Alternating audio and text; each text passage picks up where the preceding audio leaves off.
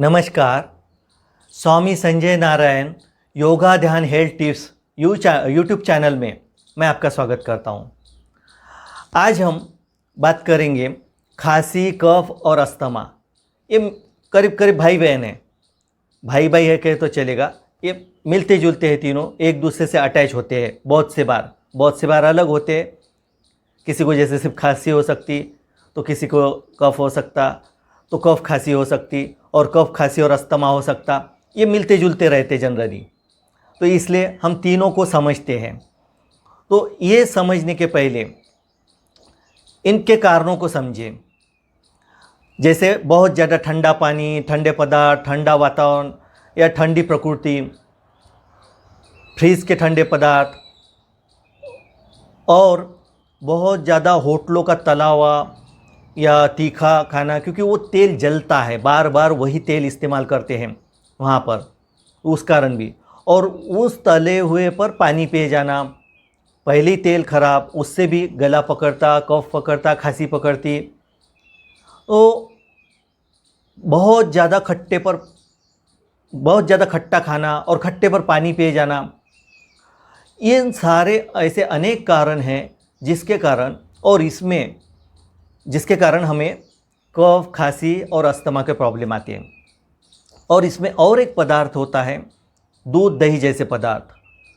ये दूध से बहुत जल्दी कफ पकड़ता। अब नेचुरली कफ पकड़ा मतलब गले का प्रॉब्लम आ गया। गले का प्रॉब्लम उससे जुड़ते जाता तो फिर खांसी में भी कन्वर्ट हो सकता। फिर ये ज़्यादा बढ़ गया तो अस्थमा में कन्वर्ट हो सकता, मतलब ब्रोंकाइटिस होकर फिर अस्थमा में कन्वर्ट हो सकता। ऐसा ही बढ़ते जाता। तो ये मिलते एक दूसरे से अटैच होते ये बढ़ते प्रकार। हमें ये समझना होगा कि इनको पहले ही हम कवर कैसे कर सकते हैं। तो पहली तो बात आपको क्या करनी है कि इस पे मैं दवा बता रहा हूँ, कफ, खांसी और अस्थमा पे निसर्गोपचार से कैसे ठीक हो सकते हैं।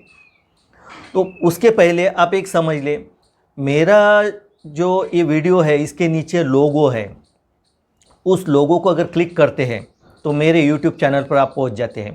तो उसमें परहेज मतलब क्या ना खाए, इसका मेरा वीडियो देखें।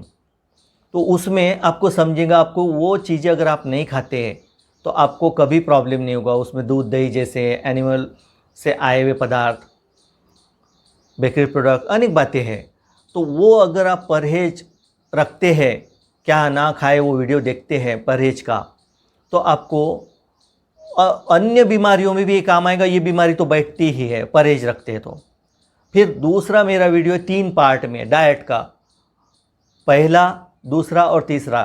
तो डाइट का ये वीडियो देखते हैं तो आप अगर डाइट मेंटेन करते, सिंपल डाइट है वो, डाइट प्लान वो अगर मेंटेन करते हैं और ये परहेज, तो आपको कितना, और मैं जो दवा बताऊंगा वो, ऐसे 3 का आप अगर समीकरण करते हैं तो अब कितना भी सीवियर अस्थमा रहो, बैठ जाता है, बैठना ही है।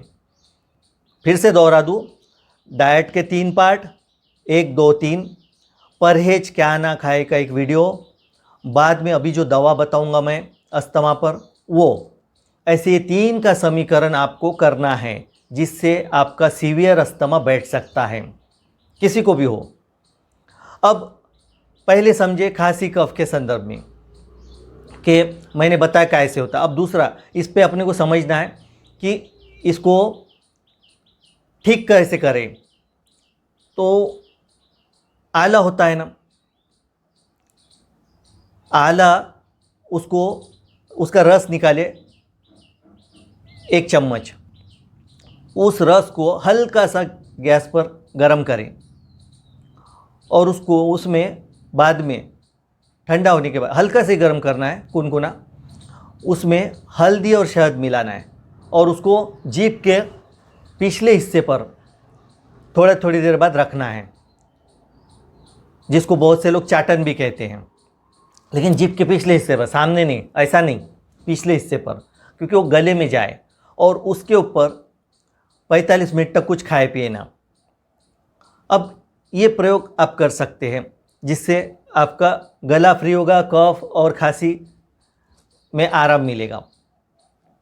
और एक उपाय है, काली मिर्च होती है जिसको बहुत से लोग मीरा बोलते हैं, तो काली मिर्च जो है उसको, एक काली मिर्च को पीस ले, उसमें थोड़ा सा शहद मिलाए, उसको भी जीभ के पिछले हिस्से पर थोड़े थोड़े करके 1-2 बार में लगा लें। ये सुबह शाम, सुबह दोपहर शाम आप कर सकते हैं, जिससे आपको तुरंत आराम मिलेगा। ये इसके साथ तीसरा एक और उपाय है कि गर्म पानी अपन मुंह में ले सके इतना, उसमें हल्दी और नमक इसको मिला के उसका कुल्ला करना है सुबह और रात, खासकर सोने के पहले, तो जिससे आपको आराम मिलेगा कफ खांसी से। अब आते हैं अस्थमा पे। अस्थमा के लिए, सीवियर अगर अस्थमा है तो उसके लिए मैंने जैसे बताया, अभी जो दवा बताऊंगा वो, और पहले फिर से दोहरा दूँ, डाइट के 3 वीडियो और परहेज का वीडियो, 3 का समीकरण आपको करना है, देखना है और वैसा करना है। तो अस्थमा अगर सीवियर है तो ये तीनों समीकरण जरूरी है। और अस्थमा वाले ये ध्यान रखें बात कि अटैक आने की बारी ना आने दें।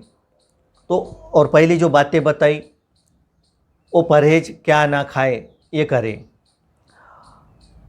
फिर आपको क्या करना है, हल्दी होती है ना, साबुत वाली हल्दी, जैसे पाउडर नहीं, हल्दी पाउडर नहीं, साबुत हल्दी आती, तो वो साबुत हल्दी का अंगूठे के नाखून के इतना पीस, अंगूठे का जो नाखून होता है ना, इतना पीस आपको सुबह सुबह खाली पेट चबाना है, चूसना और चबाना है गले में।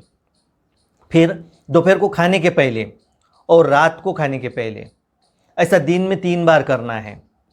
और इसी के साथ आपको 12 के पहले दिन में संतरा या मौसम्बी 2-2 खाने हैं, जिससे आपको अस्थमा ठीक होने में सबसे बेहतर और बेहतर दवा जो मैंने अभी हल्दी की बताई, यह अगर इस ढंग से करते हैं और मैंने जो समीकरण बताया वो करते हैं, तो कितना भी सीवियर अस्थमा हो बैठ ही जाएगा। ज़रूर करके देखें।